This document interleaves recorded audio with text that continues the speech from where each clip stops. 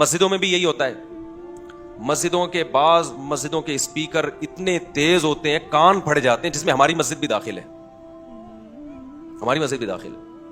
میں نے بہت دفعہ ان سے کہا ہے کہ یار یہ جو لاؤڈ اسپیکر ہے نا, ایک تو صرف اذان کے لیے استعمال ہوگا, اور اذان اتنی اونچی آواز سے ہوگی کہ صرف محلے تک اذان کی آواز پہنچے. لیکن ہمارے ہاں بھی اس قانون پہ عمل بولو نہیں ہو رہا ہے.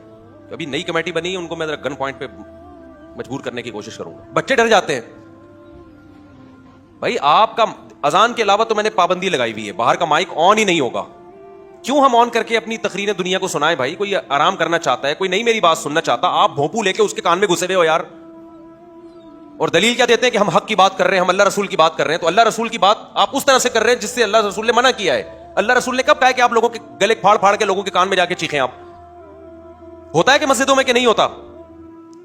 ہمارے یہاں جب سرکولر آیا نا تھانے کی طرف سے کہ مسجد کے باہر, پرانی بات ہے 10 سال پرانی بات ہے, کہ بھائی مسجد کے باہر کا اسپیکر استعمال نہیں ہوگا جمعے کے بیان میں, تو انتظامیہ کے بعض لوگوں نے کہا یہ کیسا قانون ہے؟ میں نے کہا یہ تو ایسا قانون ہے کہ ہم تو بہت عرصے سے سیکھ رہے ہیں, یہ تو بالکل صحیح قانون ہے. کیوں بھائی ہم جمعے کی تقریر ان لوگوں کو سنائیں جو ہماری تقریر نہیں سننا چاہتے؟ کسی نے کہا نہیں جی آج تک کوئی ایسا نہیں ہے جو کہہ رہا ہو کہ میں نہیں سننا چاہتا. خواتین گھروں میں سن رہی ہوتی ہیں, لوگ گھروں میں سن رہے ہوتے ہیں. میں نے کہا جو نہیں سننا چاہتا نا وہ بتائے گا نہیں کہ میں نہیں سننا چاہتا. اس کو ڈر ہے کہ کوئی فتویٰ نہ لگا دیں کہ تم اللہ رسول کی بات نہیں سننا چاہتے. اور میں نے کہا میں تو نہیں سننا چاہتا. اگر میں جس کی بات سننا چاہوں گا میں تو اس کی مجلس میں جا کے بیٹھوں گا. میں تو نہیں کہوں گا بھوپو لے کے میرے گھر میں گھس جاؤ یار. تو ہم تو جمعے کی تقریر بھی ہم نے پابندی لگائی ہوئی ہے. اور اذان پر بھی اس دن کیا ہوا, فجر کی اذان میں بچی ڈر گئی, کانپ گئی نا, میں بھی کانپ گیا بھائی یہ کیا ہو, ایک دم اتنی پاورفل اذان ہے. بھائی تم کیوں لوگوں کو تکلیف دے رہے ہو؟ اتنی اذان دو جتنی آپ کے محلے تک جائے. آگے دوسری مسجد ہے, وہاں اس کی اذان کا ایریا, بس میں کہتا ہوں دوسری مسجد تک بھی آپ کی اذان کی آواز نہ پہنچے. آپ کہتے ہیں جی اللہ کی کبریائی ہے, جتنی بلند ہو اچھا ہے. پھر آپ ایسا کرو کہ بھونپو لے کے نا پورے ملک میں بچھا دو, تاکہ جب یہاں اذان کی آواز ہو تو وہ والا اسپیکر بھی اسلام آباد تک آوازیں پہنچیں, اور پھر وہاں سے پوری دنیا تک پہنچ جائیں آوازیں. نہیں یاری میرا خیال ہے بات سمجھ میں. اذان اتنی لائٹ ہونی چاہیے کہ لوگوں کو پتا چل جائے کہ نماز کا ٹائم ہو گیا. اللہ کی کبریائی بلند ہو, لیکن اس محلے تک, اس سے آگے دوسری مسجد ہے نا. آپ کیوں ان کو مکلف کر رہے ہو کہ وہ والے میری مسجد میں آ کے نماز پڑھیں؟ آپ جو ہمارا جو مائک ہے نا یہ بھی ٹھیک نہیں ہے.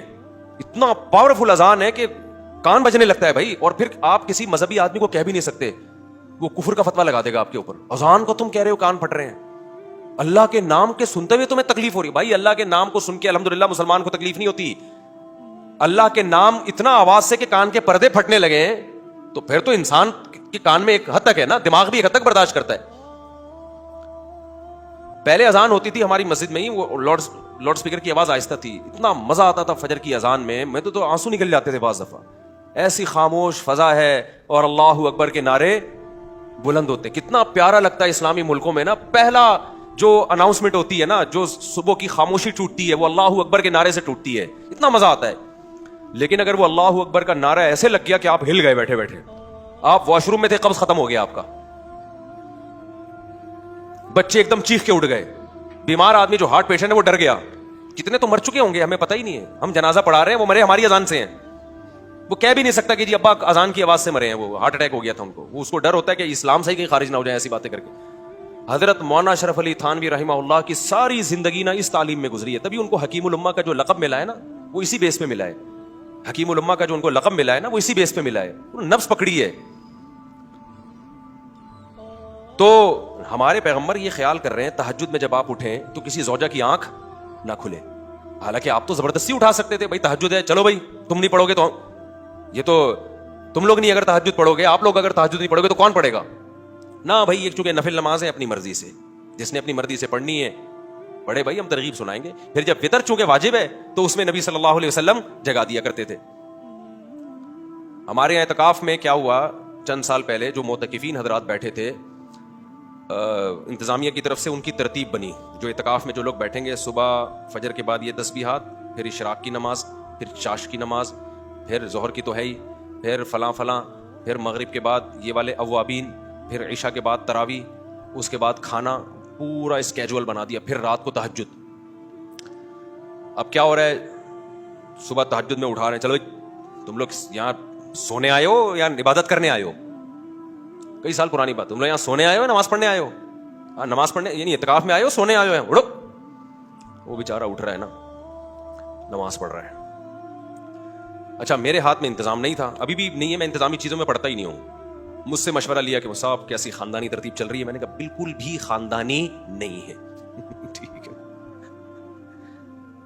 मैंने कहा सिर्फ 5 फर्ज नमाजों में देखो, जो बंदा नहीं आ रहा है ना उसको पकड़ो, उसके अलावा तरावी में भी जरूरी नहीं है। सुन्नत मुअक्कदा है तरावी, लेकिन ये सुन्नत मुअक्कदा जमात से नहीं वाजिब लाजिम है, अखबल तरीके से भी कोई पढ़ सकता है। दूसरा, सुन्नत मुअक्कदा पे भी तो गन पॉइंट पे थोड़ी अमल करा सकते हैं आप। गन पॉइंट पे सिर्फ फर्ज नमाज की पाबंदी होगी मस्जिद के अंदर, इसके अलावा नहीं होगी। क्योंकि मैंने कहा इतनी लंबी लंबी रकतें भाई, बाज दफा आदमी को नहीं वो होता, उसको थकावट होती है, उसकी पिंडलियों में दर्द हो रहा है, उसको पेट में गैस बन रही है, बार बार वजू की जरूरत पेश आ रही है, आपने उसको ला के जबरदस्ती खड़े कर दिया वहां पे, भाई तू पढ़ेगा यहां नमाज। मैंने कहा बिल्कुल 100% सारी तरतीबें क्या है गलत।